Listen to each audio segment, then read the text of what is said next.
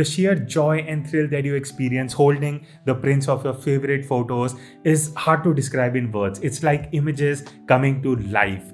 Hi, my name is Kunal Malhotra. I'm a photographer, a content creator, and a firm believer of the fact that if you really want to improve as a photographer, you must start printing your photos. So I've been getting my work printed from different vendors since 2011, but I recently got the Canon PIXMA G670. Have been using it for almost 6 months now. So let me share 3 top features that I believe makes this printer an ideal option for photographers like me to get high quality prints at affordable price, and that too at your own home. I personally believe prints are all about colors, contrast, and high quality.